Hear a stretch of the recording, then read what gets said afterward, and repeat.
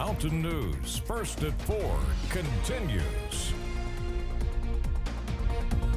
Welcome back again. I'm Dakota Makeris. Well, it's back to the drawing board for Kentucky's unemployment system. Upgrades to the system that was shown to be inadequate to handle tens of thousands of claims during the pandemic will have to wait even longer. This after Labor cabinet leaders told lawmakers the company that was supposed to be upgrading the system went a wall. Our Phil Pendleton is in Frankfort to discuss the situation. This is the parking lot where we were in June of 2020, where there were hundreds, maybe thousands of people that were lined completely around the Capitol Annex, pleading for that in-person help to get their jobless claims restored and processed so they would get money when the computer system was shown to be inadequate time and time again. Now, 2 years later, when many thought the state was well on its way to fixing those problems, Kentucky's labor cabinet has faced yet another setback. Kentucky legislators were told the company thought to be handling the massive $47 million project has suddenly gone unresponsive. To make matters worse, labor cabinet officials have learned that several of the folks with that company were recently indicted by the feds. Now, our partners with the Herald Leader have said that that company is Minnesota-based Sagitech Solutions. The labor cabinet is going to seek out more requests for proposals. That's pretty much the same thing as bidding out the work to a company, and they are hoping that that can be done by the end of this month. In Frankfort, Phil Pendleton, WKYT.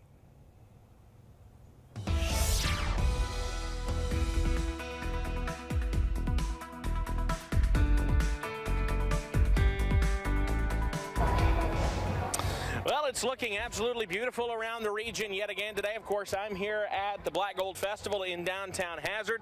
Music already getting going down on the main stage, and it sounds pretty good out here. Of course, they've got all manner of food and drinks and all kinds of just fun out here around Hazard this afternoon. And it's a warm one. It's not uncomfortable. It's just warm if you're standing out in the sun. A look right now at some of our locations as the train goes by here next to me. We continue to see plenty of sunshine around the mountains with those temperatures in the upper 70s and low 80s region-wide at this time, and we will continue to see the warm weather as we run through the rest of the nighttime hours, looking pretty good. Satellite and radar has been relatively quiet as we've gone through the day today. You see it there. Nothing much doing in terms of any kind of cloud cover, let alone rainfall. We have a few fair weather clouds out here. Temperatures are in the upper 70s and low 80s, and those dew points are in the upper 50s to near 60. So while you may feel a touch of mugginess, it's not too bad out here as we run through the rest of today.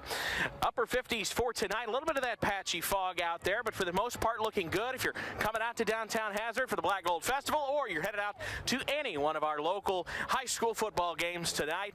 It's looking pretty darn good. I'll have the latest on whether the warm weather continues into the weekend coming up in just a bit, but for right now, Dakota, I'll send it on back to you. All right, Evan, thank you again. A stunning moment inside the walls of Westminster Hall today as the 4 children of Queen Elizabeth gathered around her coffin in silent tribute. One of them now Britain's King Charles III. Danya Backus is in London with more. King Charles and his 3 siblings stood vigil at their mother's side. For 15 minutes, the Royal Four paying tribute to Queen Elizabeth II as she lies in state at Westminster Hall. That moment of reflection followed a busy day for the new king. On his first visit to Wales as monarch, trumpets welcomed him and his wife Camilla to a service of remembrance for the Queen. And at the Welsh Parliament, legislators offered condolences. The land of Wales could not have been closer to my mother's heart. In London, the national mourning goes on as thousands of visitors wait their turn to visit the Queen's coffin. Even soccer star David Beckham was willing to stick it out. We all want to be here together. We all want to experience something where we celebrate the amazing life of our Queen. From this point, it's about a 5-hour wait into Westminster Hall. But for those just joining the line, officials say it could take a full 24 hours before they get inside. British people quite like queuing, so this is something we're quite good at. It's very organised. Everyone's so friendly as well. So this is camaraderie. You've made new friends. Your queue friends. Yeah, exactly. Yeah. On Saturday, the Queen's 8 grandchildren will stand vigil beside her coffin. Prince William at the head and Prince Harry at the foot. And at the Queen's request, the brothers will again walk side by side on Monday following her coffin to the funeral. Danya Backus, CBS News, London. Well, with his trip to Wales, the new king has now made stops in all 4 nations of the UK. Well, more now on the British monarchy as King Charles III adjusts to his new role. This morning, we're reflecting back on the family lineage that led to this moment. Interesting fact, but for a twist of history, King Charles would not have been in line to be the monarch. Vlad Gutierrez, who considers himself a royal history nerd, is here to explain. As the world mourns the death of Queen Elizabeth II, it feels nearly impossible to imagine a change to the monarchy after her 70 years on the throne. Queen Elizabeth II represented stability to Britain and to the world. But at the time of her birth, Princess Elizabeth Alexandra Mary Windsor was never meant to be queen. Here's why. When King George V, Queen Elizabeth's grandfather, died in 1936, his firstborn son, King Edward VIII, ascended the throne. But a controversial romance with American divorcee Wallis Simpson put an abrupt end to a reign that lasted just 325 days. Divorce was still something that was not done, and it certainly wasn't a common practice for monarchs. So he was given a choice: give up the love of his life or give up the throne. The king chose to abdicate. In his palace, the king was about to address the nation. A few hours ago, I discharged my last duty as king and emperor. Which thrust his brother, George VI, who was also Elizabeth's father, into the spotlight. The nation believes that when I speak, I speak for them. As featured in the movie The King's Speech, George VI was merely just the spare, a man with a stutter, a fear of public speaking, with no desire to be king. I ask you to join with me in that act of thanksgiving. But he forged ahead, fulfilling his duty and preparing his firstborn child, Elizabeth, to one day be queen. That included serving in the women's branch of the British Army during World War II.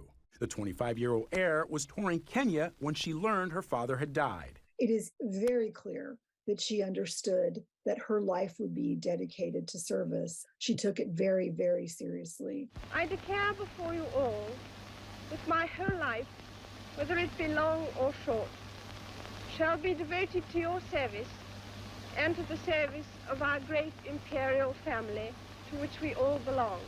It's a very complicated legacy even for a lot of Africans. But Washington Post columnist Karen Attiah says the imperial family and its colonial subjugation of lands and people was not something to be celebrated. Even under her reign, there was the Mau Mau Rebellion of Kenya, for instance, which was a colony under the British at that time, which the British violently crushed, put Kenyans into concentration camps, evidence of torture, of displacement, which to this day, the survivors and the descendants are seeking damages from the UK for that. In her global travels, Queen Elizabeth never publicly acknowledged the monarchy's often brutal colonial past. And over the past few days, many people around the world have expressed resentment towards the woman who symbolized to them the systems of oppression and forced extraction of labor. Why should we talk about it now? The reason why we haven't been able to have proper conversations about Britain, about the royal family, about the symbols of white supremacy and colonialism is because those discussions have been whitewashed, erased, and sabotaged. Despite the complicated history of the monarchy, there is no doubt that Queen Elizabeth II was a beloved monarch, evidenced by the people from all over the world who've made their way to England to pay their respects to the Queen, who always said she was merely a humble servant. And there have been other royal twists of fate. When she was born, Elizabeth's great-great-grandmother, Victoria, was 5th in line of succession for the throne, behind the 4 eldest sons of King George III. The deaths of various princes and a lack of male heirs resulted in the princess capturing the crown, arguably changing the course of history. Vladimir Dutin, CBS News, New York. Well, folks in the small town of Blue Mound in Tarrant County were stunned by that sudden decision. The police chief had posted on Facebook today asking people to come here for a budget meeting tonight to support the department. They were looking at losing 20% of their budget But by the end, the department had lost its chief. I think it's time I move on.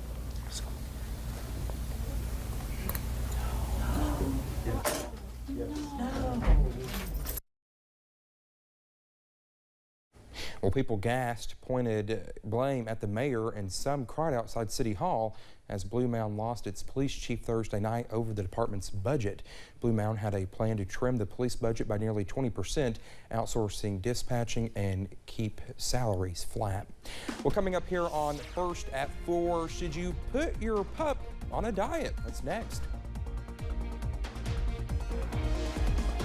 Plus, it's a beautiful evening for a festival here in downtown Hazard. The latest from Black Gold and whether the warm air continues into the weekend. Coming up.